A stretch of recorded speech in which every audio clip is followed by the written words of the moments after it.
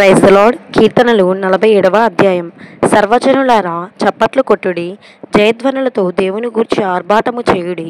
యెహోవా మహోన్నతుడు, భయంకరుడు, ఆయన సర్వభూమికి మహారాజై ఉన్నాడు. ఆయన జనములను మనకు లోబరచును, మన పాదముల క్రింద ప్రజలను అనగద్రొక్కును.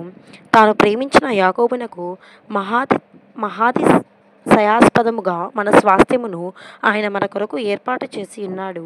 దేవుడు ఆర్భాటముతో ఆరోహణమాయను, బూరధ్వనితో యెహోవా ఆరోహణమాయను. దేవుని కీర్తించుడి, మన రాజును కీర్తించుడి. దేవుడు సర్వభూమికి రాజై ఉన్నాడు.